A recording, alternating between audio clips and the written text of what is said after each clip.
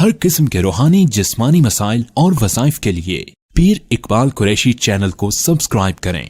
ونصلي على رسوله الكريم اما بعد فاعوذ بالله من الشيطان الرجيم بسم الله الرحمن الرحيم والذين آتيناهم الكتاب يفرحون بما أنزل إليك ومن الأحزاب من ينكر بعضه قل انما امرت ان اعبد الله ولا اشرك به الیہ ادعو والیہ مآب صدق اللہ العظیم۔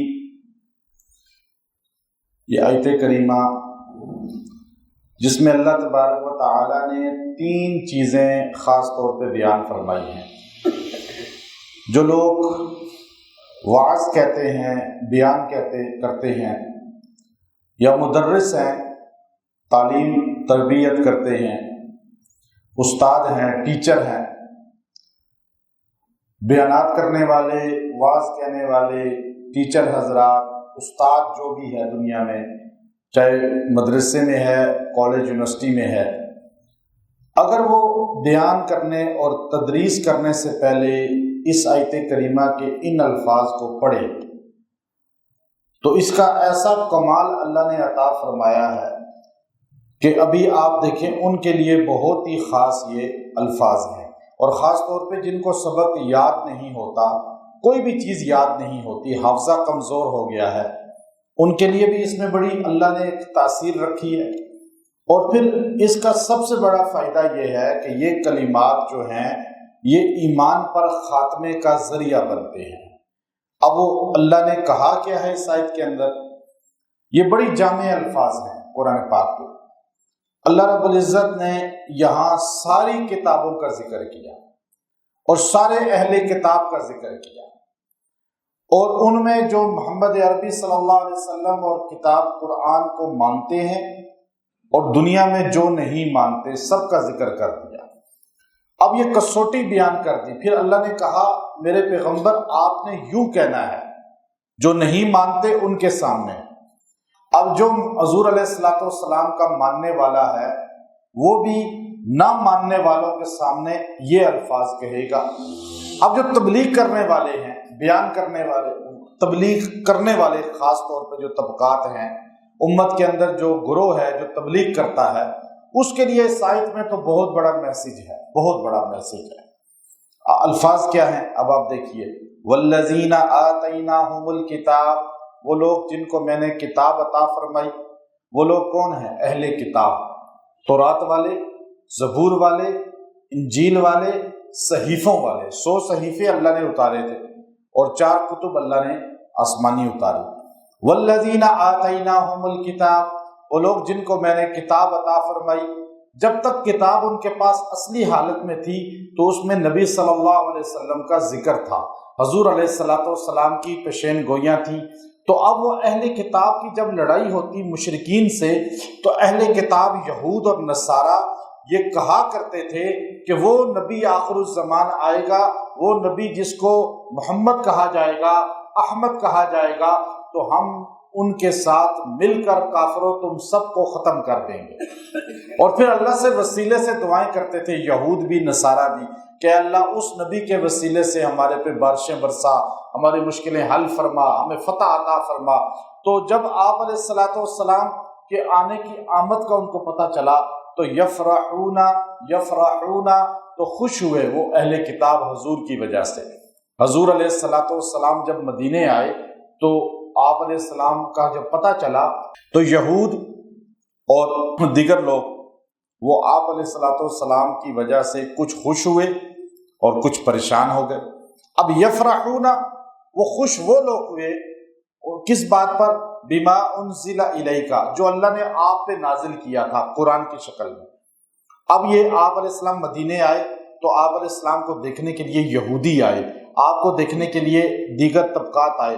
تو عبداللہ ابن سلام جیسے یہود کے بڑے علماء اور نجاشی جیسا بادشاہ جو عیسائیوں کا بڑا بادشاہ تھا، اب آج جو ایتھوپیا ملک ہے، تو یہ نجاشی اور عبداللہ ابن سلام یہ لوگ اور چند اور عیسائی اور یہودی آپ علیہ السلام کی بات پہ خوش ہوئے جو اللہ نے آپ کو نازل کیا. چونکہ عبداللہ بن السلام جو بڑے عالم تھے یہود کے، وہ کہتے ہیں میں ایک جملے سے مسلمان ہو گیا کہ مجھے اس نبی میں سچائی لگی. وہ کلمات کیا تھے کہ کتاب میں تو ہماری تورات میں ان کا ذکر تھا، ان کی نشانیاں تھیں، لیکن ان کے الفاظ جو مجھے اچھے لگے. آپ علیہ السلام مسجد قباء کے باہر جو پچھلی طرف حصہ ہے وہاں بیٹھے ہوئے تھے اور صحابہ آ کے آپ کے ہاتھ پہ بیعت کر رہے تھے، تو آپ علیہ السلام کے الفاظ جو پہلی زبان سے اس یہودی عالم نے سنے، آپ نے فرمایا اطعموا الطعام وصلوا الارحام وصلوا باللیل والناس نیام ادخلوا الجنۃ بالسلام، کہ کھانا کھلاؤ غریبوں کو اور صلہ رحمی کرو رشتہ داروں سے، اور راتوں کو تہجد پڑھو، اللہ کے سامنے بیٹھ جاؤ مصلی پہ اور جنت میں آرام سے داخل ہو جاؤ. یہ الفاظ حضور کے زبان سے. تو وہ کہنے لگے سچا نبی کہہ سکتا ہے. تو یفرحون بما انزل الیک، اور یہودی اور نصارہ اور کچھ لوگ ان کے خوش تھے آپ پر جو اترا، آپ کی پرسنالٹی اور آپ کی الفاظ کو سن کر. لیکن ومن الاحزاب، لیکن کچھ گروہ ایسے تھے، کچھ بہت سے ایسے تھے یہودیوں میں، عیسائیوں میں بہت سے لوگ ایسے تھے، من ینکرو، جو انکار کرتے تھے، نہیں مانتے تھے، بعضہ، آپ کی بعضی باتوں کو. اچھا یہود کہتے تھے ہاں آپ نبی ہیں، آپ اللہ کے نبی ہیں، لیکن آپ کی کچھ باتیں ہمیں پسند نہیں ہیں. کیوں؟ کہ جو ہماری تورات سے ٹکراتی ہیں. ٹکراتی کوئی نہیں تھی بات، لیکن یہودیوں نے اپنا ایک سوچ بنائی ہوئی تھی کہ کتاب میں ترامیم کر دی تھی اور کئی چیزوں میں مٹا دی تھی اور وہ کتاب ہی بدل دی تھی. تو حضور نے جب قرآن پاک میں سے بتایا کہ یہ تو تمہاری شرائع میں بھی ہیں چیزیں، تمہاری شریعت میں بھی ہیں، تو اب یہود نے کہا نہیں ہم ان کو نہیں مانتے. اب من ینکر بعض باتوں کا انکار کر دیا. اچھا وہ باتیں کون سی تھی؟ امام ابن کثیر کہتے ہیں یاد رکھیں اللہ کی ایک توحید ہے، ایک نبی کی رسالت ہے، یہ دو چیزیں ہیں. اچھا توحید میں دو اختلاف کی قسمیں ہو سکتی ہیں. توحید اور رسالت میں دو اختلاف امت میں آج بھی ہیں. ایک اصول میں اختلاف، پوری دنیا میں مسلمان جتنے ہیں اصول میں اختلاف، اور ایک فروع میں اختلاف. میں آپ کو ایک خاص بات بتا رہا ہوں. اصول کہتے ہیں بڑے اختلاف کو، فروع کہتے ہیں چھوٹے اختلاف کو. چھوٹے اختلاف کو جیسے مثال میں دے رہا ہوں آپ کو کہ آپ رفع یدین کرتے ہیں، ہاتھ یوں بار بار اٹھاتے ہیں نماز میں، بعض نہیں اٹھاتے، بعض ہاتھ یہاں باندھتے ہیں، بعض یہاں باندھتے ہیں، بعض آمین اونچی کہتے ہیں، بعض آمین آہستہ کہتے ہیں نہیں کہتے. اچھا یہ اختلاف اصولی نہیں ہے، بڑا نہیں ہے. اصول کہتے ہیں بڑے کو، اور فروعی ہے، چھوٹا اختلاف ہے. یہ صحابہ میں بھی تھا.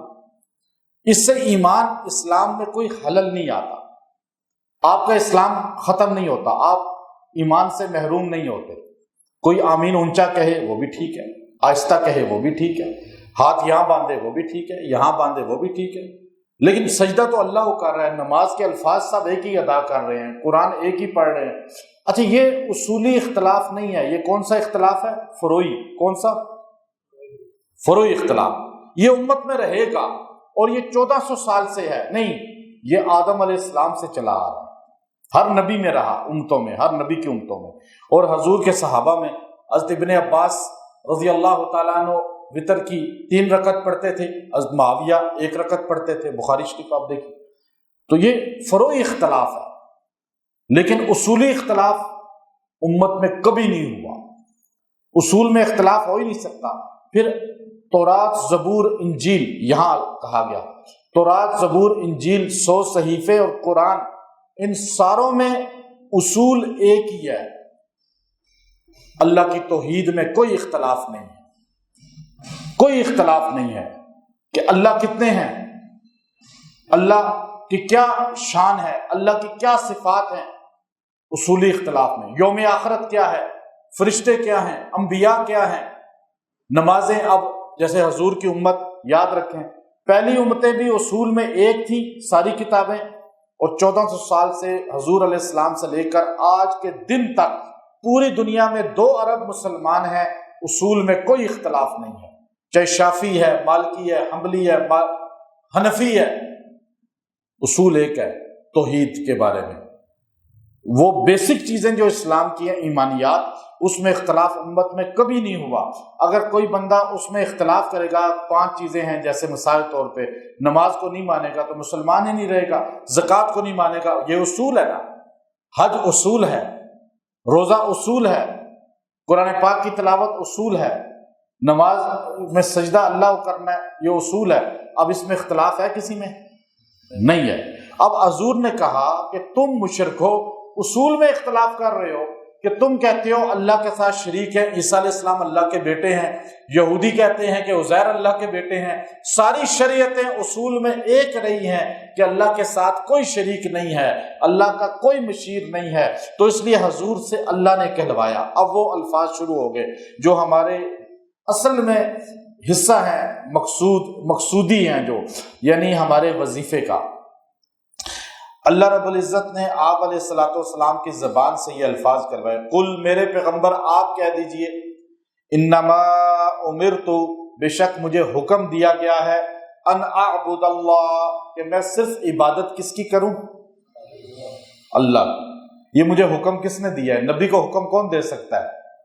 اللہ دے سکتا ہے نا۔ یعنی حضور کہہ رہے ہیں کہ مجھے آرڈر ہے کہ میں اللہ کے علاوہ کسی کی عبادت نہ کروں۔